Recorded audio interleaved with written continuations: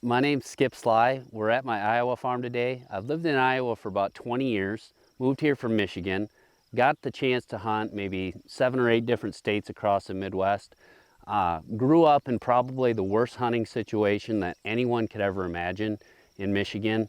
The people in Iowa don't understand how poor of hunting it is in the other states, how poor the management is, how poor the political situation is, and the opportunities for hunters. It's tremendously degraded. I really wanted to take maybe the most important message I've ever done in front of a camera or done in my hunting career is get the message across about why Iowa is so great, how to keep it great, and what the threats to it are.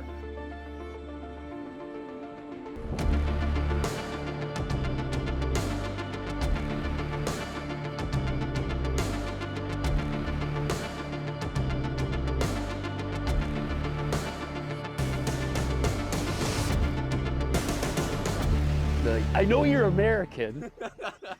Nice try. It's pretty good though.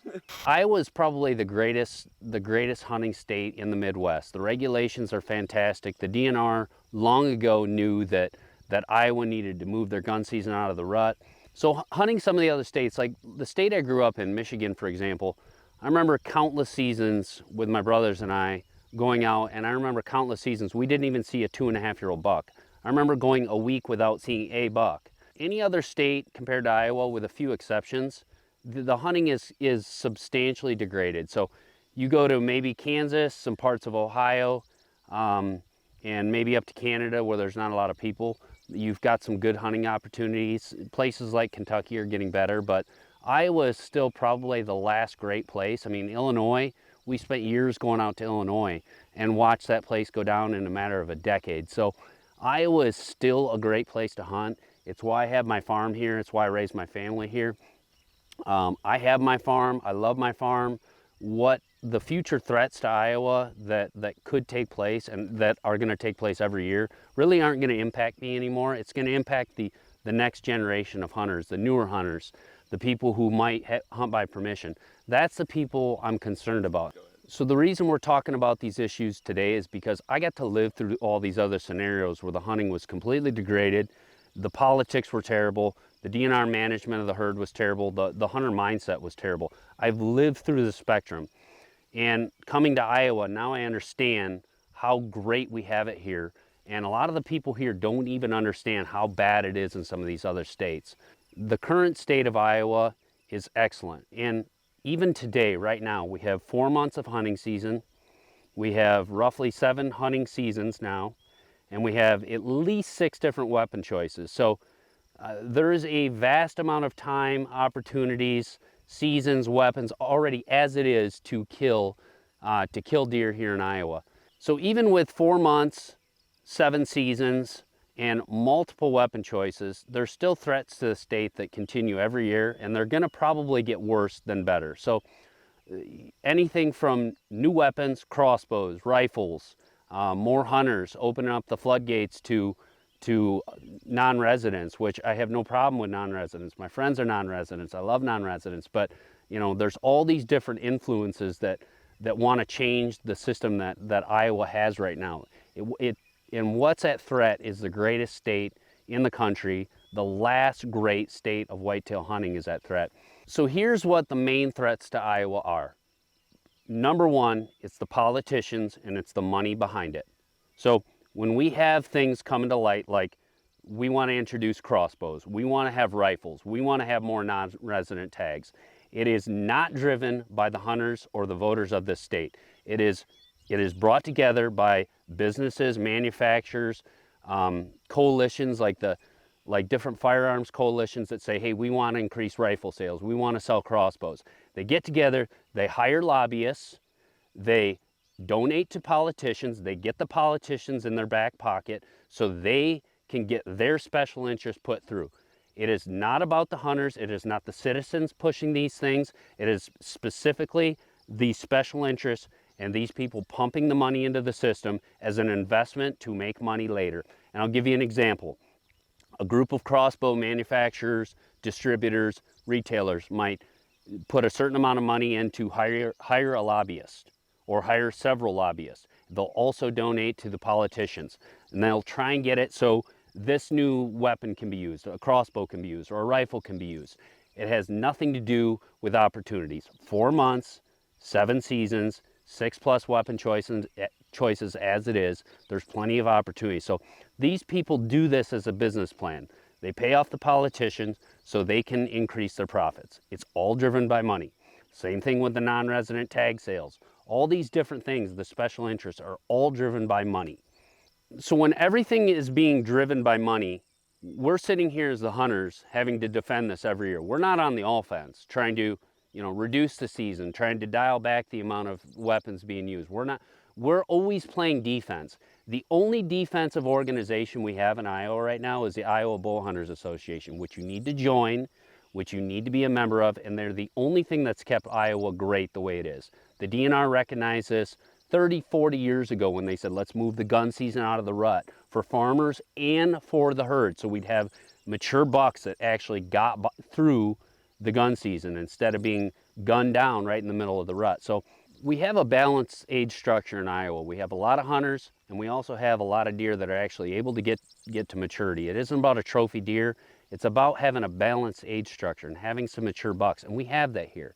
Places like Michigan, Missouri, Minnesota, out east, I mean, the vast majority of the states, they don't have this. They don't have a balanced age structure. The deer are gunned down. So some unique things about Iowa. Some people will say Iowa's great because there's not a lot of people, or Iowa's great because it's a giant food plot. Here's the thing. Iowa is 7 to 8% timber. The current facts are about 7 to 8% timber, and it's usually in the southern tier of the state, the eastern part of the state, the western part of the state. The whole northern part of the state is wide open. There's no deer. It's wide open country. It's nothing but ag fields. There's no deer, almost period. So we have such a great reputation, but we actually have very, very limited amount of habitat here. I mean, this is a rare example to have timber like you're seeing in the background here. A lot of it is wide open. So a lot of hunters, very little habitat, but we still produce mature bucks. So, and here's what I would say to somebody who thinks that Iowa is great just because of the food, the nutrition, the lack of people. You go across 20 miles to my south to Missouri, and the hunting goes down the tubes. You go across the west to Nebraska, the hunting goes down the tubes.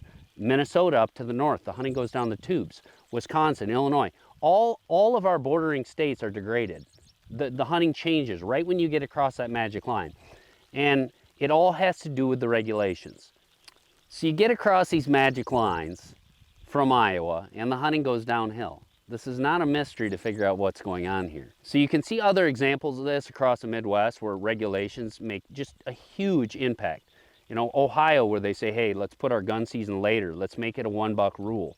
And it's considerably better than Michigan. It's full of hunters, tons of people, tons of pressure, but they get a balanced age structure. They have mature bucks there consistently. It's better than the neighboring states. So these magic lines that we've drawn called states are detrimental to good or poor hunting. And what we have here in Iowa is excellent hunting as it sits right now. Like I said, you go across the border to any one of our neighbors and it's degraded. It's substantially worse, and it's all due to politics and regulations, period. What we can do to fight this off, I talk to the politicians every single year. They need to hear from hunters. You need to join the IBA. I can tell you right now, it's forewarned. The new weapons that are going to be proposed, it's coming like clockwork. People they're working on this. They're putting money into lobbying. They're donating to the politicians. They're getting them in their pockets as we speak. The legislation's already written. The crossbows, the expanded rifles, the more tags, the outfitter tags, the groups that are lobbying for more outfitting tags, which would ruin this state. There's a handful of regulation choices that would put the state down the tubes. We already have plenty of hunters. One problem we have as it is, and here's the major problem Iowa has. It is 7 to 8% timber. There is a ton of hunters. The younger hunters, the average guy, does not have access to good quality land as it is. Things are fairly leased up. Access is tough. Getting permission is very difficult. I mean, you go across the border into Missouri and everything's leased up. I mean, it's lock solid leased up. Illinois, it's all leased up at insane prices. Now we can still get permission here, but it's difficult. So you start messing with the regulations, you start adding more weapons, you start opening the floodgates to more hunters, more outfitters, more guys are just gonna buy up ground to lock up. And the everyday hunter is gonna have nowhere to go. The kids will have less opportunity, and the kids are gonna the places they can go, like public, is gonna be so overrun and so poor quality that they're not gonna wanna hunt. We're already competing with electronics with these kids. I mean, it's a problem. The kids aren't wanting to hunt, but in Iowa, they do wanna hunt. They wanna hunt because it's good. If we degrade it and make it like Michigan, Minnesota, where the kids go out and don't see deer and they see a little basket rack that every grown man shoots, they're not gonna wanna hunt. And when they don't have access to good land, they aren't gonna wanna hunt. That is the threat, and that's a problem we have now. So you start messing with the regulations, you start adding all these things, and it's gonna actually have the opposite effect. The special interests might make more money, the politicians might get some donations and stay in power, but the hunting's gonna be degraded. And the everyday hunter will have poor quality hunting, no place to go, their opportunities will go down. So don't tell me it's about opportunity, because it's not. There's 4 months of season, there's 7 seasons, multiple weapon choices. There is no opportunity issue right now. The problem and the threat is all the changes people want to make and guys locking up the land because they're concerned about what the politicians want to do to this state. And we need to protect this state, period. What this means, no more weapons, no more seasons, no more extending it. Somehow they got it through last year because the hunters didn't voice up and stop the late rifle season. I call it the late shed buck season, where these guys are coming down from the city anywhere they can so they can push deer with rifles and shoot them at 400 yards. It got through. Anything like that. We do not need any more weapons. We do not need any more seasons. This will ruin the state. It will ruin opportunity. We do not need more hunters coming over. The draw for a non-resident behind me is 5 years to get an archery tag. We don't need to promote this state anymore. We don't need to open the floodgates. There's already enough pressure here. And if you open these floodgates to outfitting to more people, this ground is gonna get gobbled up, it's gonna get sectioned out, the hunting quality will be degraded. So bottom line, no more, no mas. We don't need one more season. We need to probably dial it back. Will that happen? Probably not, because we play defense as hunters. We just play defense. But we really need to dial it back, maybe to 1 buck, and that might be what happens if we keep degrading the state. But we cannot let these politicians get this garbage through. The seasons, the weapons, all the special interests, the more tags cannot happen. It's coming. It's coming next year. It's coming the year after. We know the politicians that are pushing it. We know who they are. They need to be gone. They should be gone. Somehow they're in power. For right now, they're in power. We need to stand up and not allow one more drop. Nothing more. Join the IBA. Check out Iowa Whitetail. We detail this stuff. Every legislative update, anything that's coming out is on Iowa Whitetail. It's posted. We know it's coming. So join up, do something about it, and keep Iowa great.